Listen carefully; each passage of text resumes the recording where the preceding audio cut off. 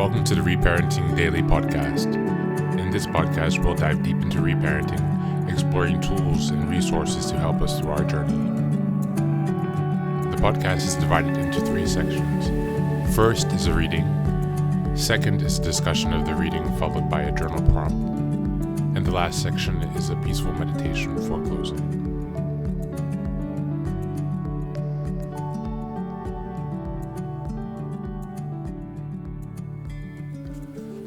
Good morning, good afternoon, and good evening from wherever you're joining us today, and whenever you're joining us today. Thanks for being here.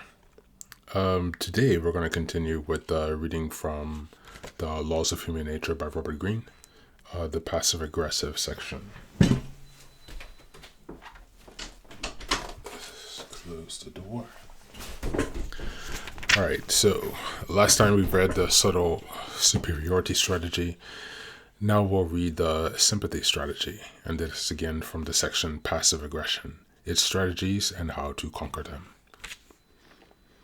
The sympathy strategy. Somehow, the person you are dealing with is always the victim, or irrational hostility, of unfair circumstances, of society in general. You notice with these types that they seem to relish the drama in their stories. No one else suffers as they do. As part of this, passive aggressors may display various symptoms and ailments, anxiety attacks, depression, headaches, that makes their suffering seem quite real. Since childhood, we have all been capable of willing such symptoms to get attention and sympathy. What you are looking for is the pattern. This seems to recur in passive aggressors when they need something, such as a favor. When they feel you pulling away, when they feel particularly insecure. In any case, they tend to soak up your time and mental space, infecting you with their negative energy and needs, and it is very hard to disengage. These types will often prey upon those who are prone to feel guilty, the sensitive, caregiving types. To deal with the manipulation involved, here you need some distance, and this is not easy. The only way to do this is to feel some anger and resentment at the time, and energy you are wasting in trying to help them, and how little they give back to you. We'll continue with a second strategy. This one is called the dependency strategy. You are suddenly befriended by someone who is unusually attentive and concerned for your welfare. They want to help you with your work or some other tasks, but every now and then you detect some coldness on their part, and you rack up your brain to figure out what you might have said or done to trigger this. In fact, you can't really be sure if they're upset with you, but you find yourself trying to please them nonetheless. And slowly, without really noticing, the dynamic is reversed, and the displays of sympathy and concern seem to shift from them to you. This strategy is all about gaining power over another. You must be wary of those who are too solicitous too early in a relationship. It is unnatural, as we are normally a bit suspicious of people in the beginning of any relationship. They may be trying to make you dependent in some way, and so you must keep some distance before you can truly gauge their motives. If they start to turn cold, and you are confused as to what you did, you can be nearly certain they're using this strategy. In general, be wary about people's promises and never completely rely on them. With those who fail to deliver, it is more likely a pattern, and it is best to have nothing to do with them. Thank you, and that's the reading for today.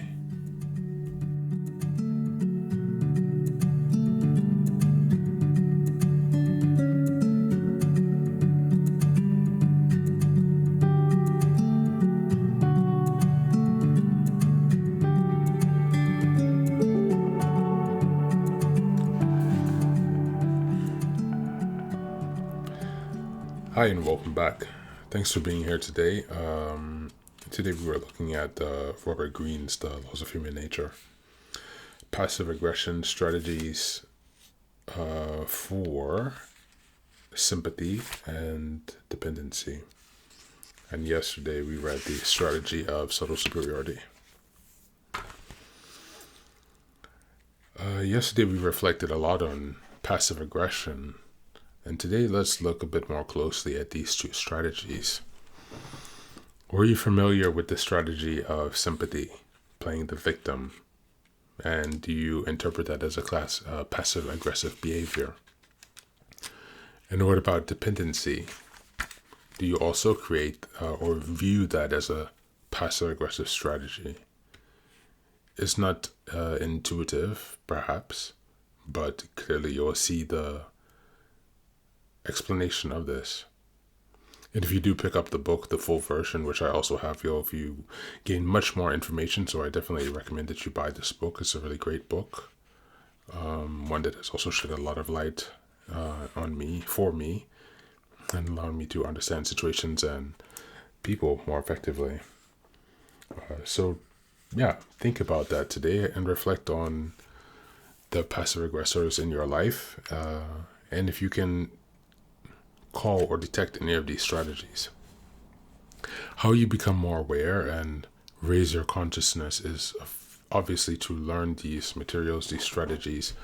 But the second and most important phase is then to detect them in your real life. Can you catch them when they are in play? That's the most important thing. It's great to know what this is, but if you cannot catch it in the moment, then it has only so much benefit. I suppose the third level of strategy would then be to actually use these strategies yourself, if you choose to do so. And that's maybe a third level of mastery of this kind of understanding. And I think that once you're at the place where you could actually use these tactics, regardless of if you want to or not, it's not really the best. It's not going to give you the best results in life. But that would really allow you to detect when someone else is doing it. Because if you're also doing that, you're going to easily be able to detect it, right? Or at least if you have some understanding of the thought process. So think about in your life where you deal with passive aggressors who employ these two strategies. How do you notice it, and how did you respond to those situations in the moment? If you're thinking about going back to refather yourself, as we're doing here in this journey, remothering and refathering. Refathering is about protection. And so the question is, how do you protect yourself against these passive-aggressive strategies? The two in particular that we read today. So for those who claim the victim, as well as those who create or attempt to create dependency. Reflect on that today, and that's it. Thanks again for being here. Take care of yourself and be well.